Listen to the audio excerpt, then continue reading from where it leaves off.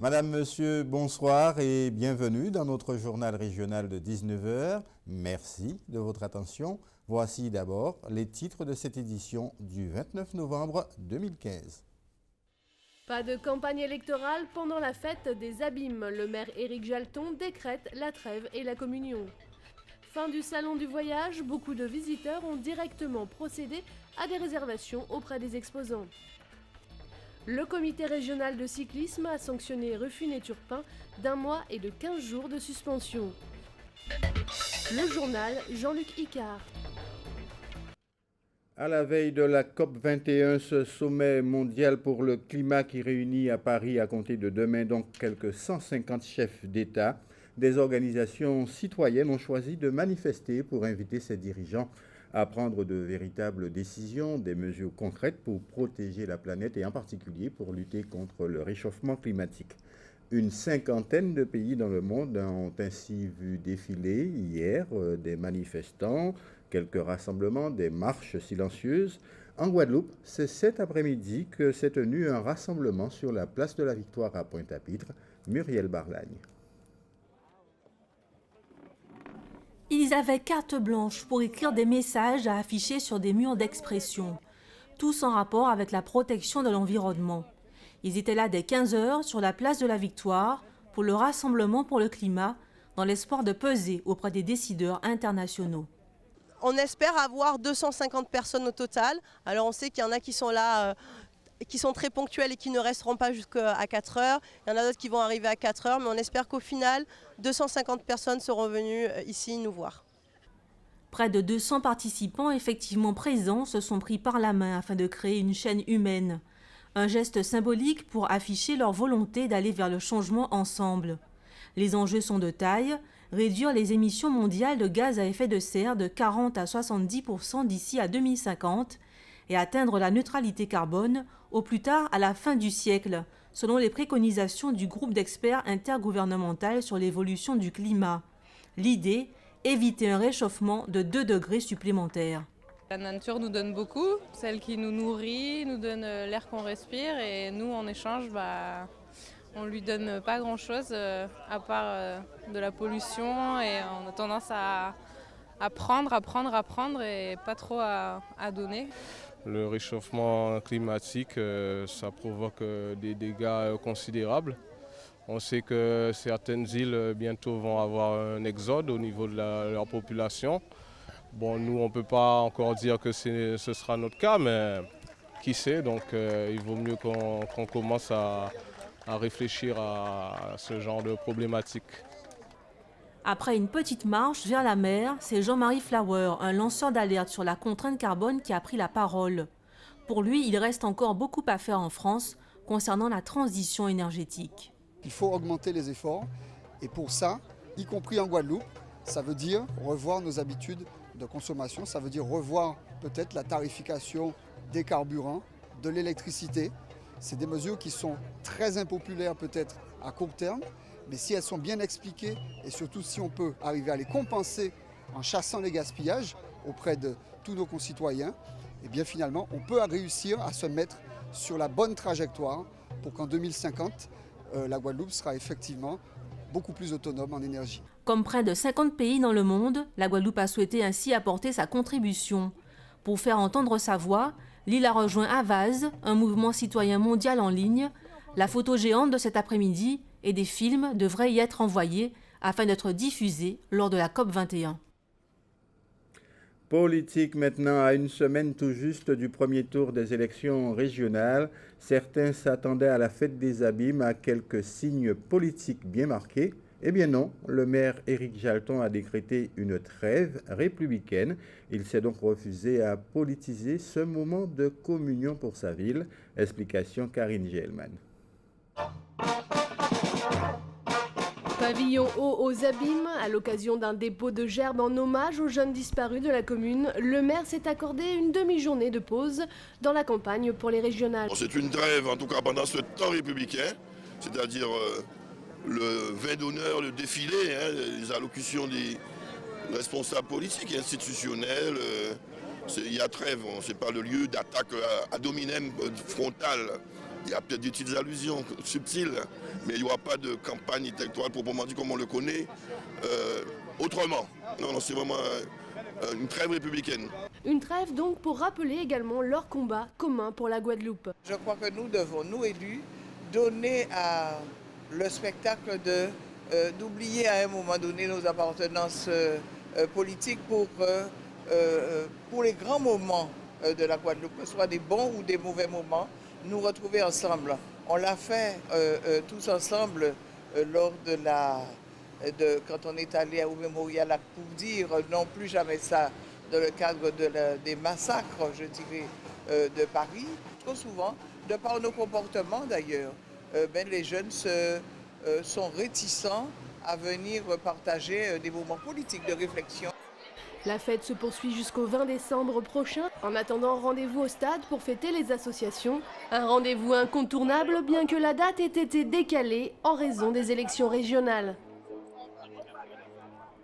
Mais on achève bien pourtant une première semaine de campagne officielle avec déploiement de moyens de propagande, comme vous le voyez sans doute dans vos communes, dans vos rues, meetings, affichages, voitures sonorisées. Il faut savoir que tout cela est encadré par la loi. Les explications de Richard Scott-Tamar. La campagne électorale a débuté depuis le 23 novembre. Elle s'achève le 5 décembre à minuit. La communication officielle des candidats a donc aussi débuté. Les moyens de propagande sont strictement encadrés par la loi. Toutes les réunions publiques sont autorisées et peuvent se tenir sans demande d'autorisation préalable jusqu'à la veille du scrutin. Concernant l'affichage, les listes se voient attribuer des emplacements d'affichage dès l'ouverture de la campagne officielle et tous les affichages relatifs à l'élection est interdit en dehors de ces panneaux mis en place par les mairies. Par ailleurs, la loi du 14 avril 2011 interdit de porter à la connaissance du public un élément nouveau de polémique électorale juste avant l'organisation du scrutin, sans donner la possibilité aux adversaires électoraux d'y répondre avant la fin de la campagne. Le salon du voyage et de la croisière vient tout juste de fermer ses portes au World Trade Center à Jarry. Plusieurs milliers de Guadeloupéens l'ont visité durant 3 jours. Si pour l'heure on ne possède pas encore de chiffres précis sur la fréquentation, manifestement les exposants ont été ravis par ce nombre important de réservations réalisées sur place. Muriel Barlagne. Je suis venue sur le salon dans le but de trouver des offres intéressantes. Voilà, je pense que c'est un petit peu le but. Et découvrir éventuellement d'autres destinations à partir d'ici. De voyage dans la Caraïbe et un peu plus loin éventuellement. Voilà. J'ai peut-être envie de faire une croisière ou peut-être en gagner une, je ne sais pas. Des personnes qui savent déjà ce qu'elles veulent, c'est le profil des visiteurs du salon du voyage et de la croisière. Depuis 3 ans qu'il existe, ce rendez-vous qui s'étale sur 3 jours est l'occasion de rencontrer divers professionnels du tourisme. Compagnies aériennes, agences de voyage, compagnies de croisière, office du tourisme, et pas seulement pour des renseignements. Contrairement à la première édition où on a fait beaucoup d'informations, cette saison effectivement on a des ventes. Voilà, les ventes se déclenchent automatiquement. On n'est pas juste à faire de l'information. Il faut dire qu'un salon de ce type est aussi l'occasion d'offrir des tarifs préférentiels et des facilités de paiement, d'où les nombreuses réservations qui se font sur place. Les gens sont d'abord très attirés par l'offre croisière en particulier. C'est un pôle important de ce salon, même si l'ensemble des produits sont représentés. Hein. Les compagnies aériennes, les séjours partout dans le monde. Mais c'est vrai que principalement l'offre croisière est celle qui attire le plus de personnes. 7 000 à 8 000 personnes étaient attendues cette année, de quoi faire augmenter le volume des ventes en l'espace de 3 jours. De combien exactement, les personnes interrogées n'ont pas su le dire, mais leur présence récurrente serait la preuve de l'intérêt d'une telle opération commerciale. Et voilà qui nous amène directement à l'actualité dans notre grande région de la Caraïbe. Il est question ce soir des prochaines élections législatives au Venezuela et d'une nouvelle affaire qui touche Dilma Rousseff, la présidente du Brésil, et son parti des travailleurs. Le climat de la campagne électorale vénézuélienne en vue des législatives a indéniablement changé depuis le meurtre par balle de Luis Manuel Diaz, secrétaire général de l'Action démocratique, lors d'un meeting mercredi dernier. Pour la première fois depuis 2016, l'opposition pourrait ravir la majorité aux chavistes et de forts soupçons pèsent sur l'équipe du défunt président Chavez. L'enquête scientifique et les témoignages de ceux qui étaient sur place montrent déjà que c'est totalement faux et ceci est une accusation téméraire, a répondu dès le lendemain le président Maduro lors d'un discours. Pour le dirigeant socialiste, il s'agissait d'un règlement de compte entre bandes rivales. Ce meurtre entache la campagne électorale à 10 jours d'un scrutin tendu. Pour l'analyste Francine Giacomé, directrice de l'Institut vénézuélien d'études sociales et politiques, s'il est prouvé que ce meurtre a des motivations politiques, son objectif aura été de provoquer la peur et décourager les électeurs à voter pour les opposants au chavisme. Très engagé, le Chili veut réduire pour 2030 ses émissions de CO2 de 30% au-dessus des niveaux de 2007.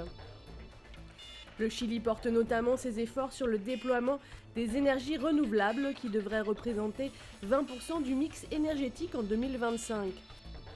L'énergie solaire photovoltaïque est idéale pour diversifier les sources énergétiques du Chili, pour réduire les coûts et contribuer à la demande du système avec de l'énergie propre et durable, souligne José Pérez, représentant de Sun Edison, entreprise qui a construit l'une des centrales photovoltaïques. Il a bien entendu d'autres projets d'énergie renouvelable dans le pays, souvent controversés car les populations locales et les organisations environnementales soulèvent la question de leur impact négatif sur les écosystèmes. C'est le cas du parc éolien sur l'île de Chiloé, au sud de Puerto Montt, et du projet de construction de 5 barrages sur les fleuves Baker et Pascua, appelé à inonder 6000 hectares de terre en Patagonie chilienne. L'Américain Vasilis Ftenakis, chercheur à l'Université Columbia de New York et conseiller des autorités locales en matière d'énergie, estime que le Chili peut et doit devenir un exportateur d'énergie produite par le soleil. Ce pays et cette région spécifique ont tous les avantages, explique-t-il. Les investissements et les coûts primaires sont élevés, mais après quelques années, on disposera d'une ressource très abondante et gratuite. Brésil, nouveau coup dur pour Dilma. Au Brésil, un sénateur et un directeur de banque liés à Petrobras ont été arrêtés par la police.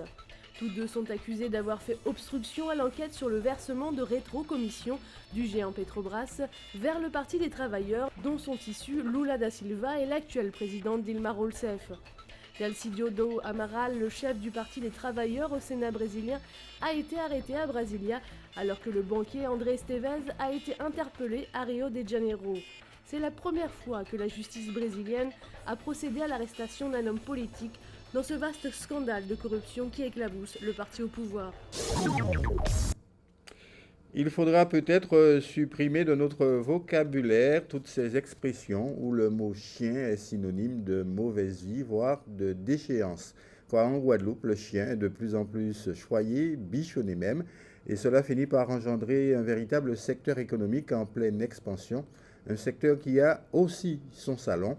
Richard Scott était au 6e salon canin qui se déroulait au vélodrome de Gourdeliane à Bémao. Des chiens partout.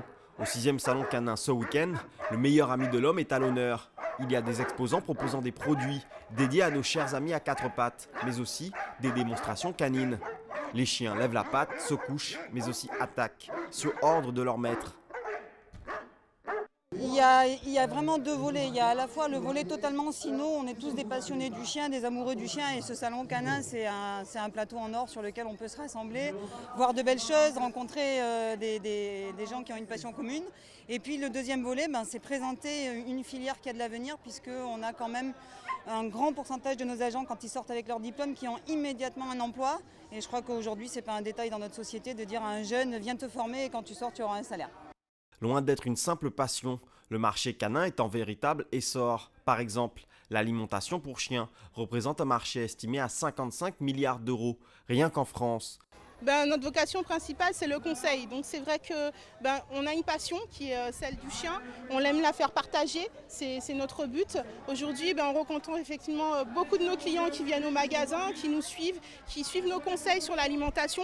avec nos différentes marques, Origin, Profine, Carnilove, sur des marques sans grains. Et donc on se fait aussi de nouveaux clients, on essaye de les orienter pour arriver à ce qu'ils arrivent à concilier leurs attentes et la race qu'ils ont. Le 6e salon canin se poursuit jusqu'à ce soir. Et pour ceux qui l'ont manqué, rendez-vous l'année prochaine. Le sport maintenant avec la sanction sportive qui est tombée dans l'affaire Ruffin-Turpin, ces 2 coureurs cyclistes qui s'étaient pris pour des boxeurs au Tour de Guadeloupe. Une semaine après les avoir auditionnés, la commission de discipline du comité régional cycliste de la Guadeloupe a dévoilé ses sanctions. Elles sont plutôt clémentes. Karine Gelman. Une sanction sans équivoque pour les cyclistes Johan Ruffin et Ludovic Turpin. 1 mois pour le premier et 15 jours pour le second, et ce à partir du 1er février. C'est une petite sanction. Il faut savoir que le comité régional ne peut pas aller au-delà d'1 mois. Après, c'est la FFC qui va prendre les choses en main. Après, je ne sais pas, on a envoyé à la FFC qui va étudier le dossier. Et après, c'est aux coureurs de savoir s'ils veulent aller plus loin ou pas. Mais nous, par rapport à ce que nous avons pris nos responsabilités. Mais cette décision ne met pas en péril leur carrière. Johan Ruffin, en effet, a annoncé la semaine dernière son arrêt du cyclisme en tant qu'amateur. De toute façon, j'annonce déjà que moi, je mets fin à ma carrière. Donc, pour moi, c'est pas une voie d'échappatoire, mais juste qu'après réflexion et aussi mon état de santé, je mets fin à tout ça. Reste à Ludovic Turpin de faire ou non appel auprès de la Fédération française de cyclisme ou reprendre tout simplement la course après sa sanction. Le football maintenant avec la 8e journée du championnat de division d'honneur. Je vous en livre les résultats. L'AOG, l'équipe de Courbert, a été battue par la Solidarité scolaire de Pointe-à-Pitre 2-0. La Gauloise a défait la Juventus 1-0 sur son terrain. L'USR a écrasé le CA Marquisa 4-0. Phare du Canal bat le Red Star 2-0. Et puis l'USBM écrase également, on peut le dire, l'Étoile de Mornalo, où décidément rien ne va plus, 3-0. Ce sont bien sûr les Saint-Rosiens qui occupent toujours la première place du classement de ce championnat de division d'honneur. Une 8e journée qui, je vous le rappelle, a été amputée de 2 rencontres qui seront disputées les 2 et 16 décembre prochains. Je vous invite à danser pour fermer cette édition. C'est la danse à la mode dans le monde. Une danse qui a conquis désormais Paris comme New York. Évidemment, vous aurez reconnu, en tout cas certains d'entre vous, la kizomba venue d'Angola, une danse sensuelle que tout le monde veut apprendre. En Guadeloupe, évidemment, Negla Pagin, Rita Sissébita Assa. Des cours sont déjà donnés et même des cours intensifs. Qui mieux que Richard Scott pour nous inviter à swinguer? À l'école de danse Scherer, il se trame quelque chose. Cet après-midi, la danse à l'honneur et la kizomba. Nouveau phénomène de mode chez tous les amateurs de danse latine. Ce genre musical est originaire de l'Angola. Bien que très proche du zouk par ses rythmes chaloupés, les 2 danses sont totalement différentes. Alors, la kizomba, c'est vraiment pas du zouk, c'est une question d'attitude. Alors déjà, ça vient d'Angola, c'est un mélange justement de la danse qui est là-bas, le samba. À la suite d'un passage de Kassav, en fait, ils ont décidé d'adapter leur danse justement à notre zouk. Et ça a donné la kizomba. Donc, mais ce n'est pas du tout ce n'est pas du tout du zouk, il n'y a pas de connexion en bas, pas de collet serré. Voilà, c'est surtout ça. Le mot kizomba veut dire fête en Kimbundu, une des principales langues parlées en Angola. Pourtant, c'est en passant par l'Europe que la kizomba a progressivement conquis les cours de danse. Delphine Boussanto en a fait sa spécialité.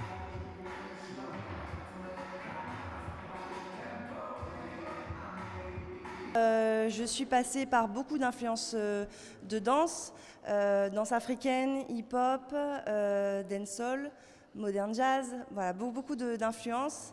C'est vraiment en moi la danse. Après, la kizomba, je l'ai découverte sur un festival. J'ai fait les choses un peu à l'envers. Sur un festival où effectivement il y avait beaucoup de monde, des profs internationaux. Et j'ai commencé la kizomba comme ça. Je suis tombée amoureuse de cette danse comme ça. Et puis après, de fil en aiguille, j'ai pris des cours, des stages, de manière régulière parce que la danse, c'est un apprentissage et il faut être assidu en cours. Les cours de kizomba de Delphine et Fred ont lieu tous les mercredis à la Boca et le vendredi au Lamentin. Pour tous les âges, j'en connais qui ont le mien et qui pratiquent ça avec beaucoup de ferveur. Dans un instant, le journal de TF1 qui sera suivi ce soir du magazine Capital, un numéro sur les grandes marques qui ne meurent jamais, comme vous le savez. L'information, c'est aussi sur notre site alizé.com. Demain, vous retrouvez Aurélie Ronze pour toute la semaine. Un premier rendez-vous qu'elle vous donne dès 12h30 pour notre premier journal régional. Excellente soirée sur Alizé.